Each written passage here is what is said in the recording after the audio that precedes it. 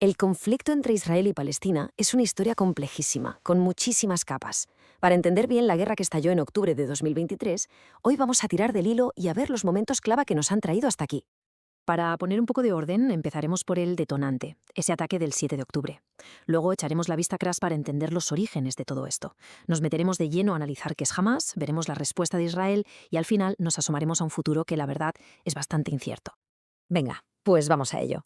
Empecemos por el principio de esta guerra, el asalto coordinado del 7 de octubre de 2023. Un día que, como veremos, se convirtió en el más letal de la historia de Israel.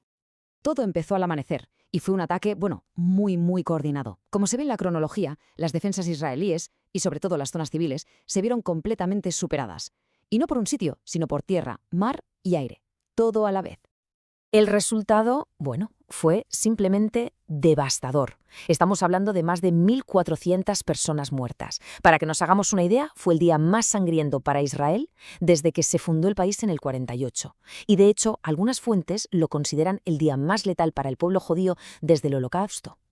Pero es que la tragedia no acabó ahí, ni mucho menos. Además de las víctimas mortales, los militantes capturaron a unas 240 personas.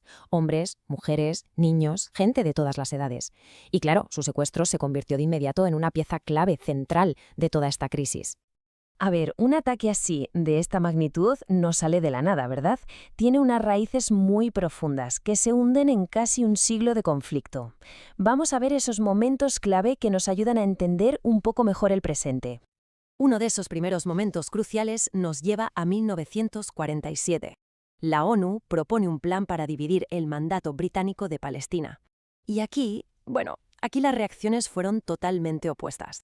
Y esa diferencia de opinión, en el fondo, sembró las semillas de lo que vendría después. Claro, ese rechazo al plan de la ONU y la posterior declaración de independencia de Israel desembocaron en la guerra de 1948. Un evento que para los palestinos tiene un nombre propio, la Nakba, que significa la catástrofe. Las décadas que siguieron, fueron un ciclo constante de guerra y levantamientos. Fijaos, eventos como la Guerra de los 6 días en el 67, que cambió por completo el mapa, la primera intifada en el 87, o la retirada unilateral de Israel de Gaza en 2005. Todos estos son hitos que han ido moldeando la tensión que vemos hoy. Y fue justo ahí, durante esa primera intifada, cuando apareció en escena un actor que hoy es fundamental, Hamás. Para entender bien qué papel juega en el conflicto actual, es clave pararse un momento y ver cómo es su estructura y cuál es su ideología. Hamás, que es el acrónimo del Movimiento de Resistencia Islámica, nació como una organización islamista con un objetivo declarado doble. Por un lado, resistir a la ocupación israelí y por otro, establecer un Estado islámico. Y para ello, utiliza tanto la vía política como la lucha armada. Y esta tabla lo explica muy bien. Es que su estructura refleja esa doble naturaleza tan compleja. Por una parte tienen un ala política, que además gestiona servicios sociales como escuelas o clínicas para ganarse el apoyo de la gente. Y por otra tienen un brazo militar, las famosas brigadas de Al-Qassam, que son las que planifican y ejecutan los ataques. Y claro, para mantener todo esto en marcha necesitan dinero, mucho dinero. Hamás se financia a través de una red muy diversa. Aquí se mezcla de todo, el patrocinio de estados como Irán y Qatar, impuestos que cobran a nivel local e incluso, herramientas supermodernas como las criptomonedas. Esto demuestra una capacidad de adaptación bastante notable. Vale, volvemos a la cronología de los hechos. Ese ataque del 7 de octubre, como es lógico, no se quedó sin respuesta. La reacción de Israel fue inmediata y, sobre todo, fue contundente y masiva. El primer ministro Netanyahu fue muy claro: estamos en guerra. Con esas palabras lanzó la operación militar Espadas de Hierro y movilizó a la increíble cifra de 300.000 reservistas. Las palabras del ministro de Defensa, Yoav Gallant, digamos que marcaron el tono de lo que iba a ser la respuesta.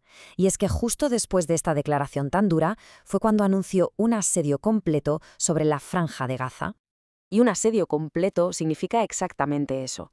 Se cortó la electricidad, el agua, se bloquearon las entregas de comida y combustible. Esto, para los más de 2 millones de personas que viven en Gaza, fue una medida que, de hecho, tanto la ONU como la Unión Europea condenaron por considerarla contraria al derecho internacional humanitario. Las consecuencias de esta ofensiva y del asedio tuvieron un coste humano terrible. Para que nos hagamos una idea, a principios de noviembre, las autoridades sanitarias de Gaza, que están gestionadas por Hamás, ya hablaban de más de 9.000 muertos, y de ellos, casi 4.000 eran niños. Y todo esto, todo este recorrido, nos lleva a la pregunta del millón, la más difícil de todas. ¿Y ahora qué? El futuro de Gaza, y la verdad es que de toda la región, es tremendamente incierto. Y hay varios escenarios posibles sobre la mesa. La gran pregunta es, ¿quién va a gobernar Gaza cuando la guerra termine? Y es un desafío enorme. Se barajan varias opciones, como se ve aquí, que lo controle un tercer país, que vuelva la autoridad palestina, incluso un mandato internacional. Pero siendo sinceros, ninguna de estas opciones parece un camino fácil o claro. Al final, todo esto nos devuelve a una pregunta fundamental, una que lleva resonando décadas, porque más allá de la geopolítica, de las estrategias militares, lo que hay es una búsqueda de una paz duradera que nunca llega. La pregunta que queda flotando en el aire es, ¿qué hará falta para que de una vez por todas se pueda escribir un nuevo capítulo?